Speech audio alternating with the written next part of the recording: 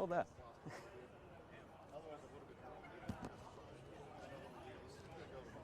Extend that so you can just let it sit on the ground. Hello. We got some people that signed up for agenda items to. Oh, to yeah. go in. Here's yours.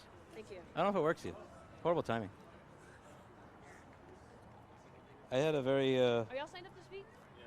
Okay. Do y'all know how to tie surveillance to the agenda item you signed up for? Pleasure to meet you. Okay. Freeman, So, Precinct 277, elected precinct chair, Travis County Republican Party. I'd like to invite you to speak at our next executive committee meeting, which is the third Tuesday of October. Sure, I would love to. Let me see if this actually works. So someone signed Yeah, up sure. for like a park initiative. Let's see if this works. I want to see if I actually I'm in set parks something all up the that time. I love is parks. That's why I think working. this item to improve the roads Let's would see. be great. Also why I don't want to see the money spent on surveillance in the parks, and instead I'd like to see it spent on Close. initiatives Yeah, like just this my. to improve the parks. Yeah, fan of the channel. Do you know what you signed up for? Love you guys backing up. What's his Gamer Nexus for the whole thing with Bloomberg. Look, I'm gonna go around and say, hey, come on. 'Cause they're gonna catch Next thing, I'm gonna need to find somebody to like. I think I trust Shane to watch my back, make sure it doesn't get stolen. Holy crap!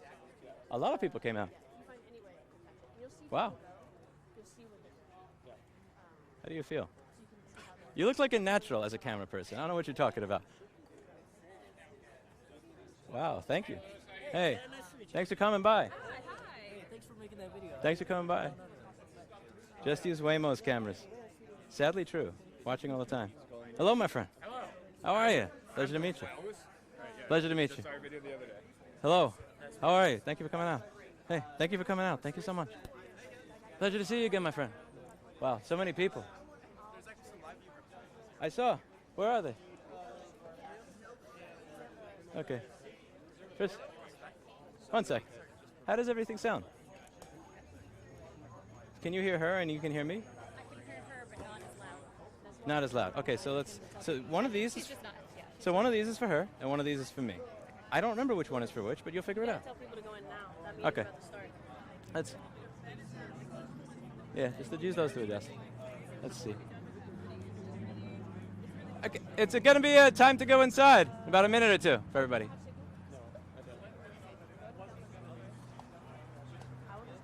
Also, thank you everybody for showing up today. You actually got LiveU to update their website and erase the part with facial recognition.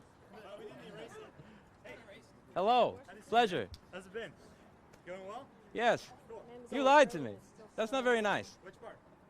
You said no facial We recognition. don't do facial recognition. Why does it say that on your website? So that was an FAQ about what is video analytics It says how LiveU helps you. at the top. I know, and I talked Right to our above it. team. I talked to our website team, and they said I trusted you. So we don't do any facial recognition. So we don't track faces. We don't look at skin color, age, or gender. We don't use any AI for any of those types of What's things. interesting is that We only facial track surveillance is listed on the a website. person's So I don't know why movement. this So stuff is say a car pulls up and they park, and at a park and they get out with a soccer ball, it's no big deal. They go, they play. If a person goes and starts looking in every single window, it'll say this individual is going from car to car. This is something that we should flag, and so it pops it up and it shows the Parks Department, hey, maybe this is something you should look at. They look at it and go, oh no, that person's actually stumbling from car to car. They're not looking in the windows. We should send an ambulance to help them. So we don't look at faces. We don't track. There's no database of faces. Someone asked this earlier. If it goes from one unit to another, a person, will it know that that person moved? And they don't, because we're not tracking individuals. We're tracking body movements to make sure that that body movement isn't committing crime. So what we've done with AI models is we've trained how an individual moves before a crime occurs and how an individual moves normally. So if you go up to a grocery store, you get out and you walk in the grocery store. You don't serpentine between cars looking in windows. So we've actually trained the AI model to be able to look at things like that and say, that happens typically before a crime occurs. So there'll be a talk down that says, this area is being run. And typically people go, oh, okay, and then they leave. And the best case scenario is that nothing happens, right? The best case scenario is that there's no crime, the person leaves, no cars got broken into, everything's okay. If all of a sudden they keep doing it, it goes to a human, they can look at it and say, maybe we should send someone out. Yeah. So if there's no facial recognition or anything like that, then what is the point of like the IDing of the person, right? Like you have to hope that that person's still there, I guess. So can I hop in real quick? And then, so there's that, and then there's also if it's just tracking the location of the body, this seems like a lot of infrastructure and a lot of money in order to do something that's pretty small and minor. It takes a lot. Give me some zoom, Maria. Yeah, so we actually focus on hotspots around the city. So the city will then determine where those go. So if there's a park, Louis, you said, what was it? What was the stat? 90% of the crimes happen in 10% of the parks? Something like 90% were in 3 because they were talking about a number of different parks. Yeah, I visited all of them last weekend. Okay, and so something like that, you go, I don't need them in all of the parks. Louis asked me that. Do you want them in 400? No, we're not a mass surveillance company. What we do is we put them in hotspots that have it to where people need that help. And so what we see is that typically the people that love our product the most are women and mothers with children. And they'll actually park next to the units because they feel safer. When they One of the things I noticed with this is several of the cities that where they get put in an area, even in the few cases that they do lower crime, they wind up just having slightly more crime in the surrounding area. So the answer to that would be, well, if there's less crime in the area with the cameras, why not simply put more cameras in that area as well? Which is how you get to the point where it's not only in the parks with the 3 parks with the most crime. You're talking about displacement of crime versus crime of opportunity. So if someone is going to commit a crime and they show up and they're like, this store has it, and I'm going to commit a crime no matter what, it may push them somewhere else.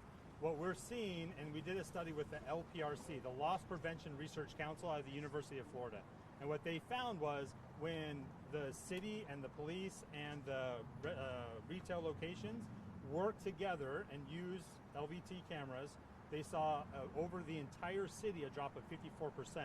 Now there was, I think, 30% of what? Of crime. So overall crime in general.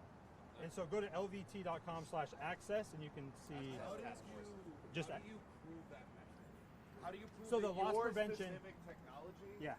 You grab the person who's talking so you can flip between them. Crime metrics See if I can versus Put the mic by the litany person of who's other talking. city factors that simultaneously Yeah. occurred So- while you were implementing Great that. question. Great question.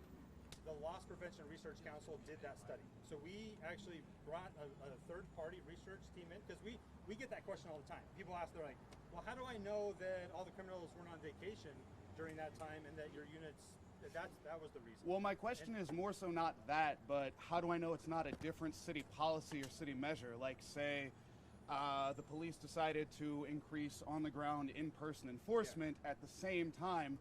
How do we know it's not the police on the ground You're right. versus your technology? Statistical significance, right? So with the LPRC, what they did is they came in and they worked with the police and the city and everyone and said, don't change anything else.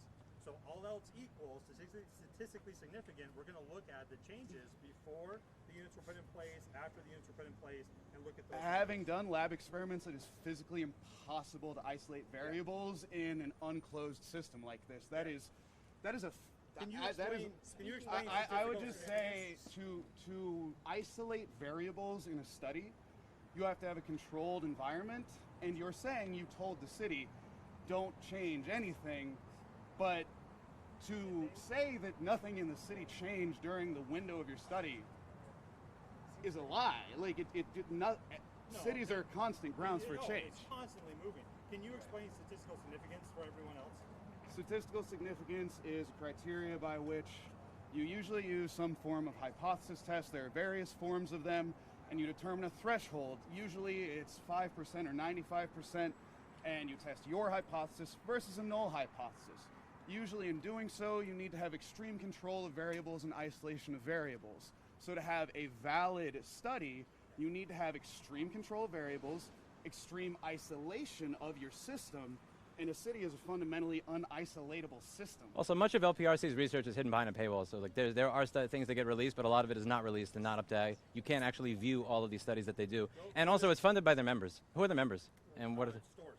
So a lot, it's retail. Which A lot of stores? it's retail. I need to interrupt real All quick the and tell big people box to go stores. You inside. can go on Also, we got to go inside before we get going. We have some fun. If you signed up to speak, you have to go inside. They can put in things that make it work. If you didn't sign up to speak, So when you said that, Of course, yeah. Anybody who wants to don't watch look at can also race go or inside. gender or any of that, want to stay inside or how outside? do you know we stay that outside like until when someone guy- like that you have It's too much fun. Yeah, until we farm completely this content. removed everything race or gender or age or sexual orientation based from the algorithm? Because how many ways So we're not actually. Can you grab I would love Mike, this is erase it. We're just capturing. Mike, this is I don't know about that because it looks like Because what I'm saying is, like, you know, you just go around and you like make a bunch of observations, and then, like, you know, oops, I'm racist because my observations were just statistically a certain way. So, like, how do you know that you have successfully trained out every single thing that might make it like in a case that's 50 to 1%, right? Not like, Sorry, oh, I'm seeing going to go around and like look in all of the windows, but something where it's like, you know, I think that this is just barely over the threshold of like criminality or not. How do you know that absolutely nothing No one, like, happened? Switch it we're back not to him. talking about criminal activity. So when someone looking in windows of a car is not a criminal, like there's no crime there. You can go look in cars. You shouldn't be arrested for that. What we're hoping to do is actually prevent crime before it happens, and then be able to help I prosecute. want this to when be high crime does without happen. distorting, so you can change these. Like one's for Mackenzie and one's for me. Right. One's for. High resolution video of people's faces they and say. stuff, but you don't do AI. But that video, Everyone's what doing prevents that video from going to a company that uses their AI on that video after the fact? Well, Nothing so prevents the that. city owns all the footage. So the city owns all of the data. It's not an answer. It's not an answer to the question. So his question would then be: is I the forgot the city, thingy that makes that a tripod. If it's illegal to do that, then they won't do it. I spent $6,000 on shit for live streaming, and I left the shit that makes that a tripod in the floor of my garage because I got home at 3 a.m. I'm a fucking idiot. The opposition that says we don't even want those. look around? How many? You know, the average person is seen by 30 to 70 cameras a day. So there's already a lot of cameras out there. Network to one company that's hackable somewhere that's for the whole United States either, like you guys are. My hot take is that it's actually good that all of this, because I mean, you know, as you say, we're on camera all day, everywhere. This is just how 2025 is, and it's good that the police have the ability to, like, you know, oh, I saw a guy stab someone in the middle of a crowd and run off, and I can like use the cameras to track him down. But the like, and I think it would be good to be able to just immediately, like, oh, there's exigency. I'm gonna pull up the camera footage on my phone, and it's like, all right, he's going that way, and then he's going that way, and then I think that's good. I just think it needs specific regulations around it. Like, I think if you're going to use, like, I think it would be better if, like, the AI on the front end is what I have a problem with, right? If it's AI on the back end that they can use if they want, great. AI on the front end to alert police officers of potential, not criminality, like definitely not crimes. I think we're That's getting a what little too much in the weeds here, right? Look at it this way. When you look at a fence and there's a clear sign that says no trespassing, you call the fence racist. If somebody crosses it or anything else occurs, it's very much a fence. And no, hear me out.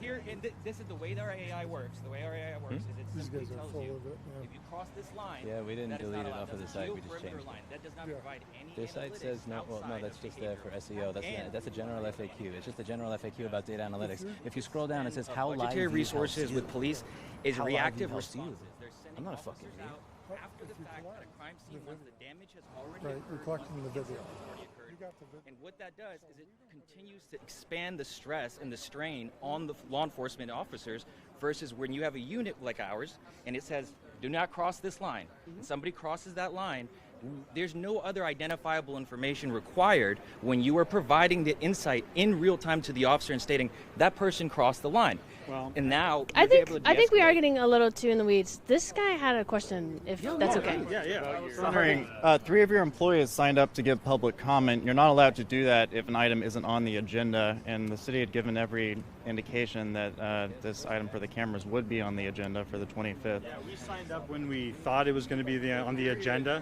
Closed on the 11th, and the agenda was posted on the 12th. Y'all just did it on a whim, or did you get some kind of advance warning? No, they told us that it was going to be pushed back a month. So on the 4th, I went and signed up to be able to speak and be able to share the information. And allowed to speak on it if it were pushed back to when they said it would be, because it was an agenda item, Can you hear and me public in the left comments ear? are only for non-agenda items. All I know is that I went on the public Is it similar? website and I signed up. And I told them what I was hoping to speak about, and it showed up. I don't know a lot of the... I mean, that makes sense. I think his question more goes to the fact that this. Confirmation that it wasn't going to be on the agenda. I mean, I do believe you. It's bullshit. They told us that it was going to get pushed back a month, which is why I'm here. If it gets pushed back another month, I'll see you in 30 days, I guess. It's not even on the agenda. I guess last time it was on the agenda until 24 hours before, which is when they can change it. I'd already bought flights. And so I said, I'm going to come out and I'm going to answer questions. I'm going to talk. I'd like to ask, how many corporations or companies have you ever seen come out and speak to a group like this and answer questions? I am grossly outnumbered right now. And I'm here to answer questions because I feel like we have a good solution, and I feel like there was some information that wasn't true that I want to make sure we set straight. I'm paying attention. Your crime statistics? You stated earlier that 90% of the crime happens in 3 parks. No, Lewis said that. Lewis said that. But that was a true statement, though, right? To the best of our knowledge. There was a news article that was submitted before before they wanted to have the cameras installed. So I don't remember the exact. The link is in my original video. It was like 3 or 4 parks. Okay. So somewhere around 3 or 4 parks, 85 or 90%. And then you went out and visited some of the parks. Yeah. I live in a bad part of town too. But was that based on reports or arrests? I'd have to read the article. Yeah, that's an important data point.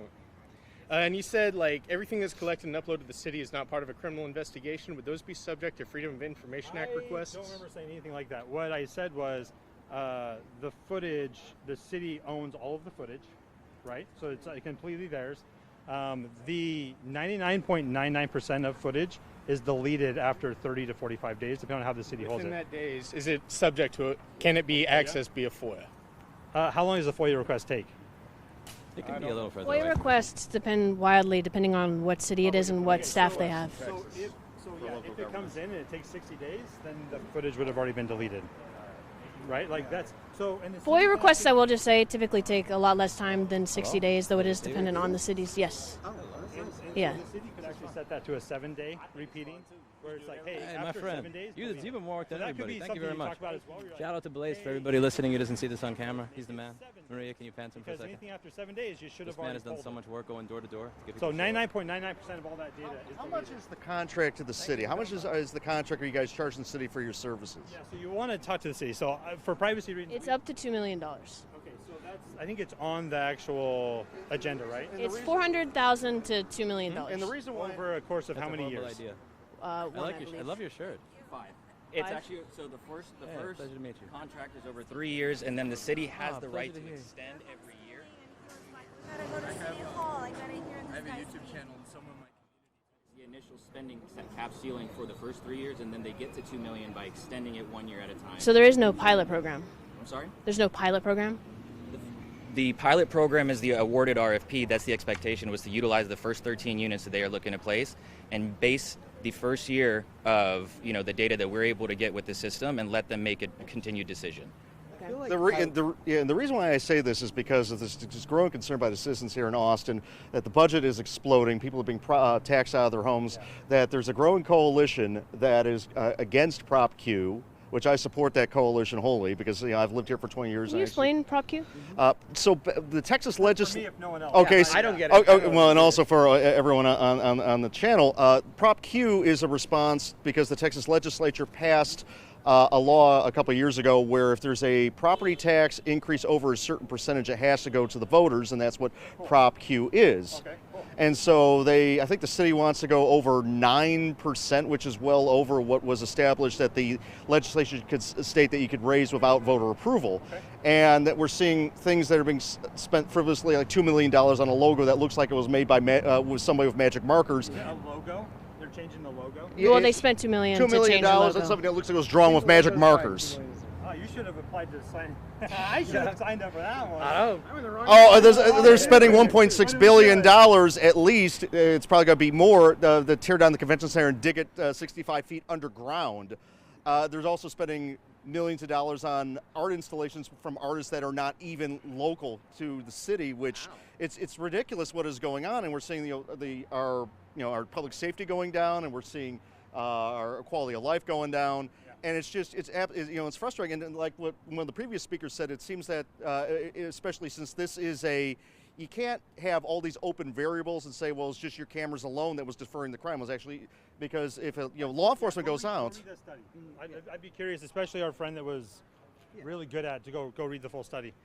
No, you bring up a great point, right? Like responsibility of funds. So what we see, these units are typically used when it's a city using them as a force multiplier, or actually anyone really. You can have one individual watching the 15 cameras and actually seeing what's going on. And so if you get a call and you're like, hey, there's someone here and they're lurking, and you're like, okay, and they look down at the camera and they go, no, they're not. They're getting a soccer ball at the back of their car. They're fine. And then the police don't have to go. What did you say? The highest waste of resources for the police department is Reactive reactive responses, where they're just driving around everywhere. But if they can actually have eyes where there is a complaint, they can look down and say, that's a legitimate complaint, we should send someone or we shouldn't. Then all of a sudden, it's a force multiplier for the police department. They can actually go and utilize their resources more effectively. These are vastly cheaper than a police officer, and they're 24/7, and they're watching. So it doesn't matter as much with having, like, you wouldn't have to have a police at every single park. It'd be grossly expensive to do something like that. Whereas in this case, you can actually have the police being able to utilize the units and be a force multiplier. Does that make sense? Well, you've already stated that if there's being watched by 30 cameras any given day, why do we need to have your cameras on top of the other 30 that are watching us? Hotspots. So when you look at someone like another company that was here, right, and they had how many? Do you know how many units they had out? Does anyone? There was a lot. You're talking about Flock? Yeah, I know that like in Norfolk, Virginia, they had like 200 cameras, and the Institute of Justice is suing Flock over it. So they had honestly not optimistic about their chances. They had a lot of cameras, and they're watching movement of vehicles and people. They're actually tracking all of that, right? License plate readers, they're tracking it. What we've done is we've said, privacy, we don't want that. For privacy, what we want to do is focus on hotspots, and so we'll put a unit somewhere where there's just hotspots, and the police, so they actually have gone with the mobile units, and the mobile units can collapse down and then move. And so if the city says, hey, that park is actually very safe now, it's doing great, we'll collapse it down, we'll move it, we'll set it up to where it needs to be. So there's no infrastructure set in, we don't have to dig trenches for power or internet, any of that. And so they can collapse the unit, move it to a better location. If they set it up and they realize that was a bad spot, which happens with a lot of cameras where they set it up and they go, that actually isn't helping, we can't actually see what we thought we'd see. They collapse it down, they move it over to where they need to, they set it back up. It's all part of the subscription that we do. The city's not bailing out tons of money up front. If these units aren't working, they can cancel the contract. This isn't a set contract where they have to pay that full amount of money over those 5 years. They can, if it's not working, don't use it. And that's why we set it up this way. We set it up on a subscription basis so that if 3 months in they go, I hate this, we don't want it, they cancel it, they hardly paid any money at all. And so we set this up in a way that we feel like is really good, which is why I'm here.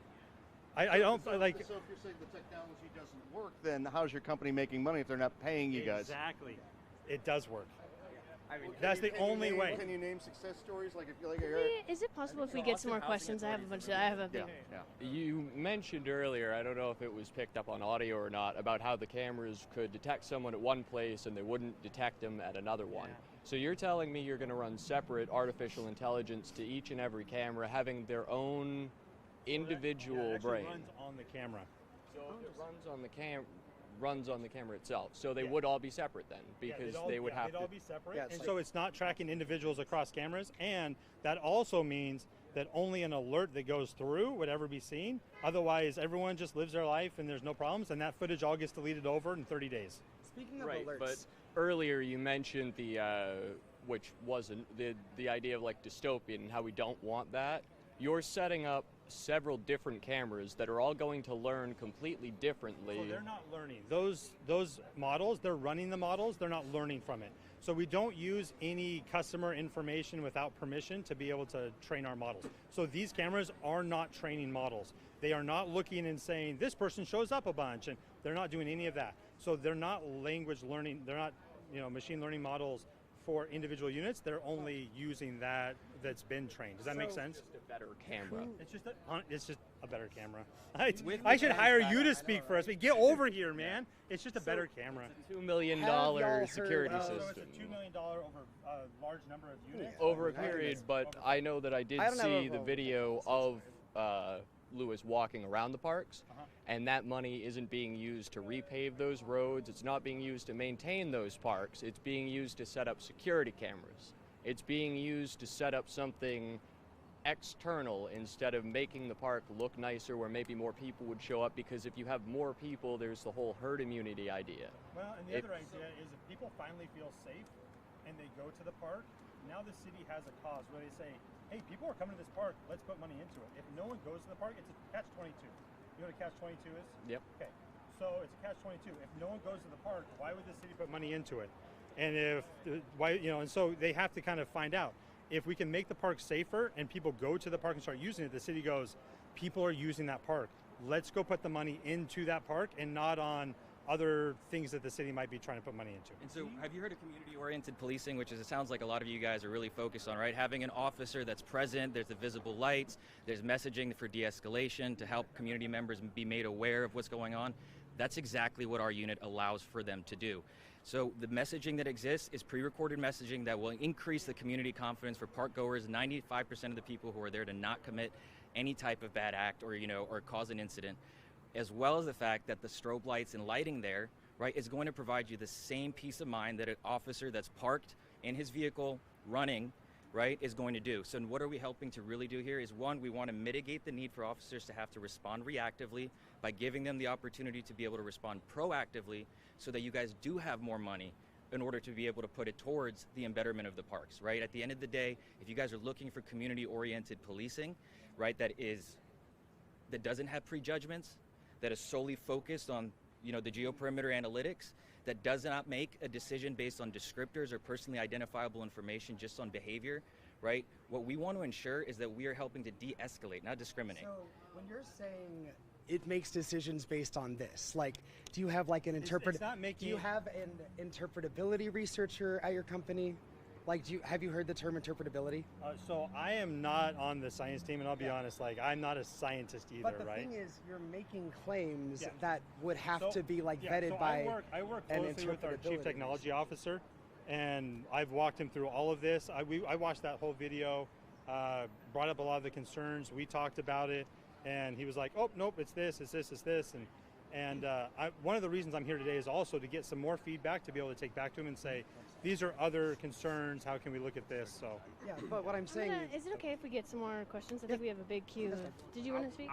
I want to say I feel like a lot of us feel the same way, is that these cameras don't address the root problems of crime, and they're not going to help solve these things before they happen, like investment in our communities would. Good to meet you. Why should the city be Pleasure to spending meet so you. much money on these cameras instead of Yes, going I was just hoping to talk to someone just about, what you guys are doing here and the consideration that officers are planning to do with this program, with LiveU technology. Just your thoughts on it. Sure, give me one moment. Be right back. One second. These cameras don't solve poverty. They don't solve investment in communities that need it the most. All these cameras do is make more surveillance and make people scared to go outside. So what would you say to the people who are scared to go outside because of these cameras? yeah, well, I would say that's typically not what we see. So I don't know about all of the rest of the cameras. What I know is what we've talked to our customers about and with the feedback that they get. And it's typically, this is a park that was near my home. I never felt safe going. Now I feel safe. One of the feedbacks we get as well is I know the units are working when I drive by and I see bicycles outside the homes and I see chalk on the sidewalk. That's the moment I know that these are working, that people feel safe again to come outside. Huh? My photographer's coming over right now. Oh, you have a photographer? Yes. I have a photographer too. She's voluntold photographer, but she's the best. Her name is Maria. Oh, awesome. Hey, she's the best. She is the best photographer in the world. And right now, you're right. Okay. If the community is not a safe place, there Sure. are big. I'll wait. Let me know when he's all ready. And those are things that I'm really excited to see all these people out here, because it's people like you and it's voices like you that help others listen and help make proper decisions in a city. And grassroots movements like, how do we take care of poverty? That's amazing. What we're focused on is, this is the situation we're given. This is the city we have right now. How do we make this city safe so that people feel okay going outside and participating in things like a city park? I think one of the reasons that people don't feel safe with these cameras is the fact that our data as individuals gets collected by these data brokers, and it gets spread to a million different companies that we don't even know the names of. What would you say to the people who are worried that their data is going to be sent from these cameras to something like an insurance company, and it makes sure that if they're not driving right, that their insurance rates go up? Yeah. So, fantastic question. And I'll say, I can't talk to any of the other cameras anywhere else. I can only talk about LVT cameras. We don't track individuals. We don't do license plate recognition. We don't do facial recognition. I have no idea who you are on that camera. When you walk by, I have no idea who you are. When you drive by, we're not tracking your license plate. When you drive by, we're not tracking where you're going. So none of those things are currently happening, and all of the data stays with the city.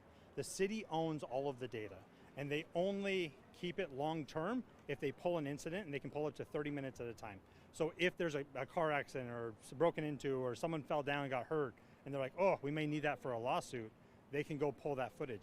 99.99% of the data is deleted after around 30 days and rewritten, and that stays on the unit itself. And so that doesn't go anywhere.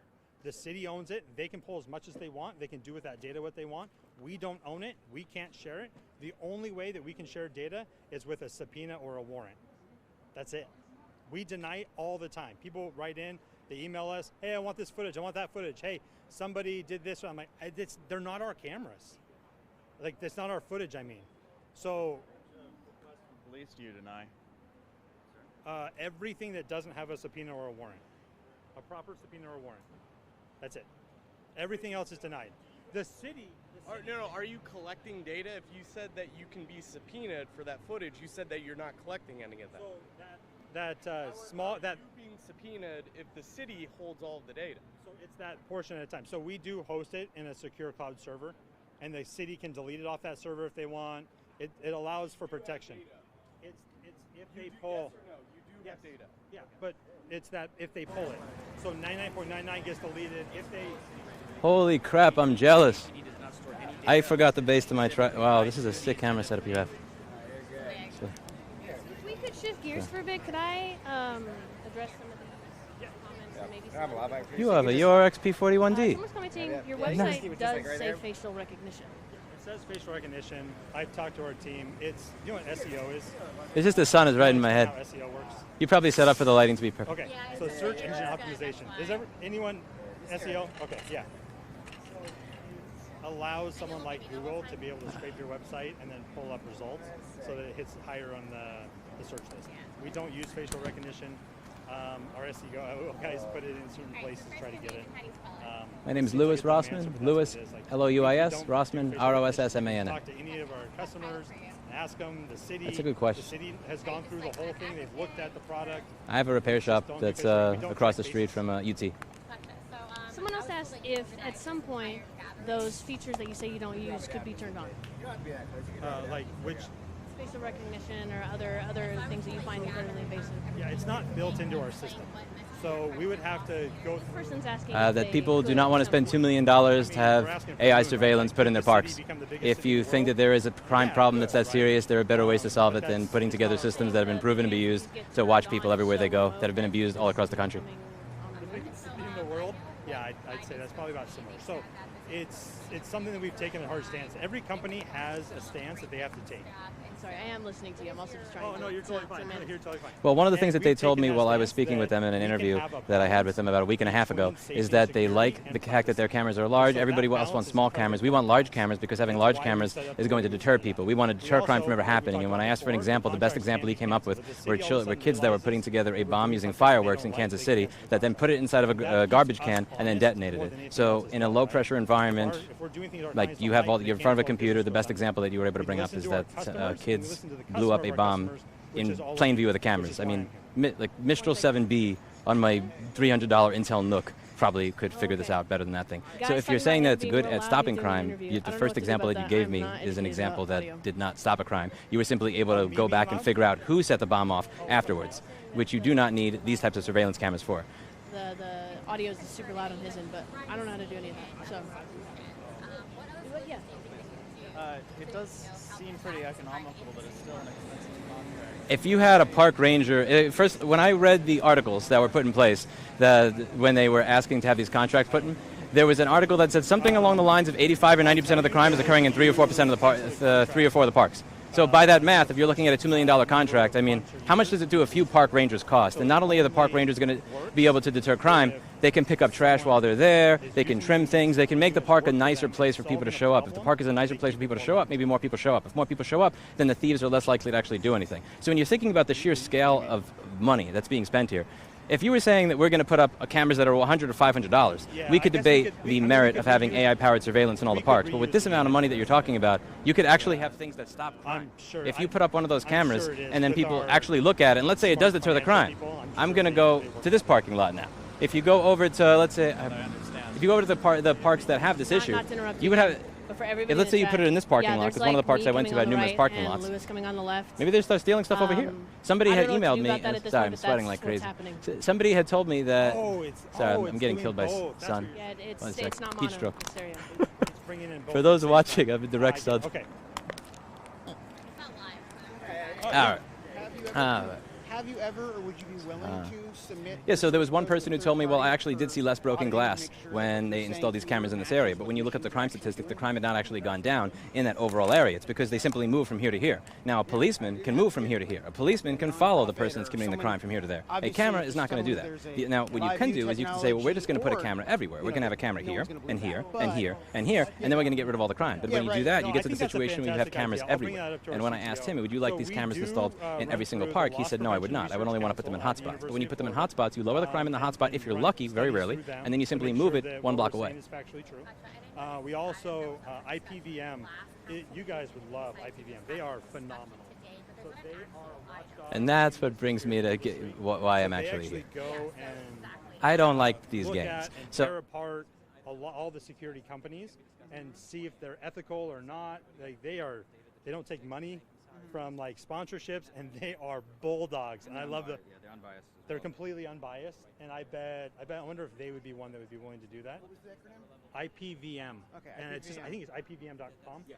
Yeah. I mean, because a lot of this boils down to whether we or anyone believes, and this is true for any like close-source product, right? Yeah. It never If the shows up on the agenda to be discussed. manufacturer says it does this, this, and this. I don't really know if it's doing just that, and that's true for any product. So that's why third-party analysis, submitting your stuff to an audit, they can look over and say, no, what the guy said is what it's doing. All those people would show so up, important. not be able to talk about it. I think that's really interesting. So we are looking at working closer with IPVM, so I think they would be a good organization.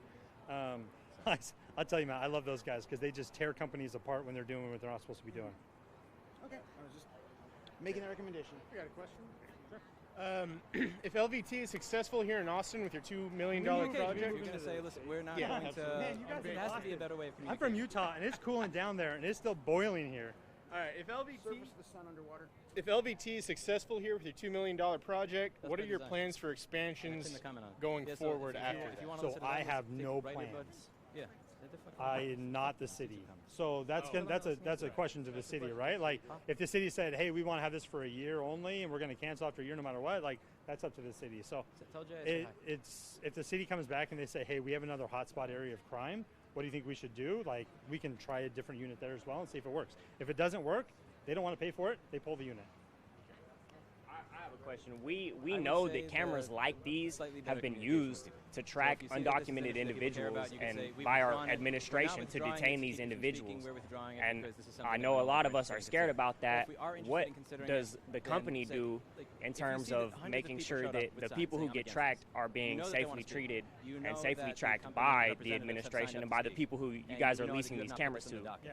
So the best way. 20 or 30 steps ahead. Maybe that's just part of being autistic. I'm always thinking with my conversations, how is this conversation going to go? What are all the little so we don't track faces. No facial recognition. We don't track individuals. I don't know that it goes cars. What's that? Now, when you read about how flock cameras got introduced to many different cities, well, we don't have a database, and that's a big part of it. So for privacy, we don't have a database. You look at other companies that had a database, they did license plate reading, and they could track vehicles. We don't do that. So you would have to sit there and watch the camera like you would if you were at the park, and then look at license plates, and then put them into a separate system to see who it was or where they were at that time. It'd be incredibly manual at that point. Our goal is not to track people. I do not want to track people. I do not want to track cars. I don't want to track the people. That's not my point. Thank you so much. Your goal, but who's to say that's not the goal of the city or the government? Have you been subpoenaed by ICE? The government could, it's possible. The government pulls all the footage 30 minutes at a time and upload it. And so, if you're saying that you're not, okay, so your concern is that the city isn't going to use their data appropriately. What's stopping them from doing that? That's what you need to ask them. I don't want this to happen. Do you not understand that from a moral perspective? No, I get that. How many cameras? How many cameras did you drive by on the way over here? I'm not sure. I'm sure dozens. Okay, so what's keeping the city from doing the same thing with those? I'm not saying that's okay. That doesn't make those okay. I didn't sign up for my city to put cameras everywhere. Yeah, you're right. And I'm not, and that's why we're here, because we don't want you to install more cameras. Has LBT been subpoenaed for footage from ICE? I don't know. I know that they've been subpoenaed There are a lot of people from police departments for like court cases, things like that. I don't know if they've been subpoenaed for ICE. But like, if it's subpoenaed, that's the government. The government can come in and shut you down, tear out your servers, and take everything. Yeah, I think that's the central issue, right? Is that even if you enact all the protections that you want in the world, the federal government ultimately can come in and subpoena this information because there is a supremacy clause against like. And our best hold on that is that we delete everything after 30 days, and only that 0.001%. But they can demand that you retain that data. Well, but we physically can't. So what I'm saying is that they can come in and say, actually, you need to change your retention policies so that we can get the data. We actually can't. So it is held on the unit itself and deleted after 30 days. They don't have massive servers on there on the unit to be able to retain that. It just can't. We can't do it. Physically, it's impossible. And we'd have to pull all that through a cellular network. It would absolutely bankrupt the company if we tried to download that footage. Footage is retrieved from the cloud. It's downloaded from the unit itself and then transferred to from the unit into the cloud. It's transferred from the unit to whoever is receiving the footage. It's not stored in a server anywhere on the cloud? On the cloud it is. So that we maintain all of that for security reasons. How long do you retain that footage? As long as the customer wants it. So when the customer stops being a customer, or the customer wants to delete it, so if they want, like this, you could talk to the city about this, where they pull footage, they download it, they delete it off our server. Do you know what the city's policy on that is? That's a great question. That could be servers, so you would be instituting that policy for them. Well, they would then tell us what they want, but they would go in and actually implement that. So they don't. Told you anything. I just had a question. So I learned very recently that the city council actually doesn't have access to the contracts. This is not just with LiveU. This is for a lot of third party. They don't have access to a lot of these contracts until close to the actual date when they're supposed to approve them, which means like they just got it. You thinking? Yes, like and which means that the average person also doesn't have access to these contracts and can't evaluate them for themselves about data retention, data security, where the data is going to be accessed, how it's going to be accessed, how it's going to be collected, etc. What do you think about that? I would say that you as activists of this city could probably make a change to that and actually ask the city to release things like that ahead of time that you could Would you be willing to go in and write a proposal for that for city council? For the city, for the city of Austin? Because you laws of the city of Austin? Well, just it's not an actual law. Oh, well, I'm saying I think you would be much more in place as a citizen of Austin to make a proposal of that. Of course, but I think you would also be as someone like a company that's trying to be ethical and coming in and like trying to like give people access to this kind of information. And we can ask the city if they will share. We actually have a gag order with the city where we're not allowed to talk to any city council members until we get up to talk to them. So we're not allowed to actually talk to any of the city. They got the proposal. They sent some questions over about privacy and security. We answered them. We sent them through. You can do it in like the public comments or in your own personal capacity. For privacy, I wouldn't share those details without the permission of the city. The city could share it. Does that make sense? Share what details? Whatever details of the contract. You wouldn't be sharing anything. You wouldn't be sharing any details of the contract. Oh, okay.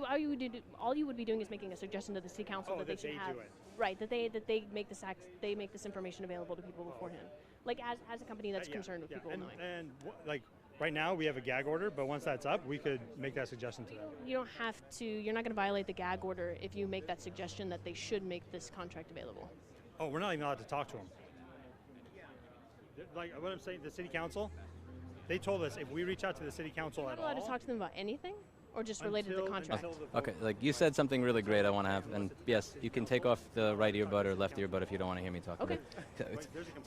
So, yeah, you brought up a great point. I think it's an automatic no vote, like if you reach out to them. Why are we So we've been going through like the procurement team. I don't know the details on that. But that's how we have to go through. We can't talk to them directly. I think that's what a lot of people here are concerned about, is that there's a lot of uncertainty around the contract.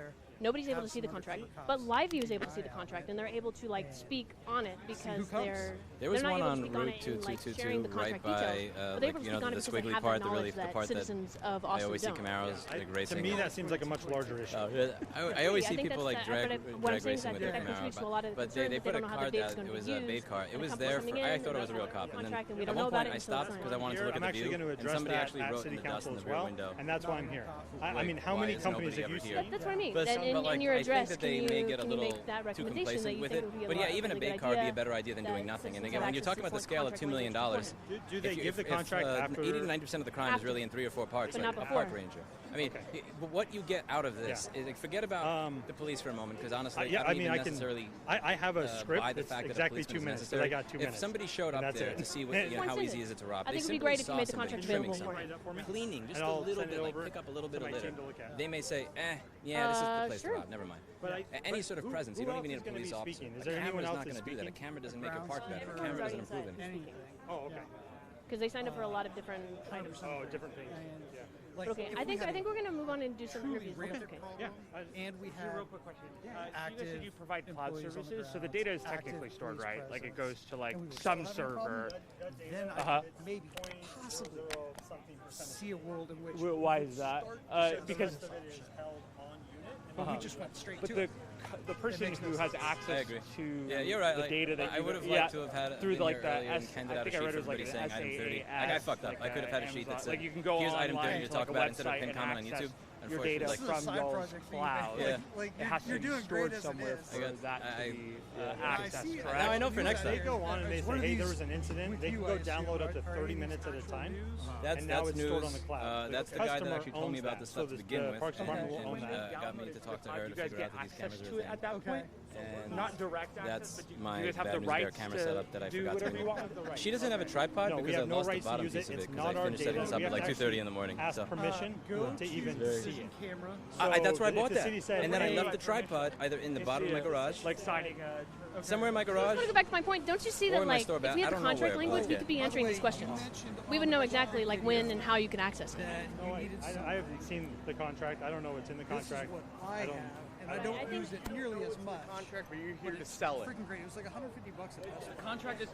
The contract is provided by the city, and so when we talk about a contract, we were awarded an RFP, and again, Well, the contract isn't necessarily provided by the city. It's done in collaboration with the third-party companies. To those papers, but if you don't have access to them, then it would make sense that you shouldn't be. I'm talking about the widest use case possible. So when I answer questions and you ask me, I'm saying if a customer wanted to, this is the widest amount of berth that we could give them in our technology. Will the city use all of that? I doubt it. I have no, yeah. Okay, I'm broadcasting to everybody. This is the last question. We're going to do interviews after this. Okay, so it's interesting that so there's a city council going on in there, and there's no agenda. We're not under oath here. How can we trust that the information that you're telling us is true? Is like, what is the accountability for the words that you're saying to us today? Yeah, so it's how we work with other cities. It's how we've worked with other businesses, and it's the honesty that we've had with them is how they've been able to build trust. The other part of this is if they do only if it works, and only if we're actually appropriate with their data. I think we all know that some companies have not been appropriate with data, and they got canceled, right? Their contracts all got canceled, and so we have a big benefit of being honest and upfront and showing how it all works. The other part of it is that contract is over a 5-year period. They can cancel at any time. Okay, so this if comes they from a feel gentleman like that would like to they speak did with the against the other company cameras. that we're not Good morning, being honest. Councilor Mr. Mayor. Which I would- My name is Eric Ellison. Eric Ellison, and about 30 years ago, I was your neighbor on Los Lamas Drive. Children do stupid things, and it's for parents and their community to protect them. I should know. I was once. Mayor Watson, you may not remember me, but I was the kid who removed the brakes from his bike and tried to ride it while carrying a basketball. That ended with a bike spoke through my leg, and you personally driving me to Seton Hospital to get patched up. I'm still grateful for how quickly and kindly you acted that day. If I never thanked you properly, please accept my thanks now. That's why I'm so disappointed no, today. Back then, you didn't hesitate to help when someone was hurt. Yet now it appears that you and this council kept dodging public discussion about spending up to $2 million in public funds of AI-powered surveillance. My ask is simple and respectful. Place the surveillance proposal on an upcoming agenda and commit to a full public hearing with expert testimony and impact analysis. Show the same decisive leadership you once showed that scared child. Act transparently and let Austin speak. Thank you. See, what I like about this is, again, you're not lowering your standard because they lowered theirs. That's what I appreciate that. Yeah, and you would know more than I would. I can speak to the company. I can't speak to any other. I think that's just going to speak that, like, the accountability measure of canceling contracts when these companies are doing bad things isn't always reliable, because they are, A, like Flock, allowed to do a lot of horrendous activities before they're canceled, and B, a lot of it goes undetected unless people come out here and speak like they are today. And what I'm hearing, I feel like mostly, is that there's concerns about how the city is using data, and I would say that's something that I would bring up with the city. How are they using the data? How are they going to store it once they've downloaded it? What are they using it for? Those are all very appropriate questions to ask the city as well. Okay. If it's all right with everybody, I'm going to go get some interviews. That's okay? Hey, thank you so much. Of course, of course. Hello. Who would like to have an interview? Or just talk about why you're angry? So, let me see if I can get the camera over here first.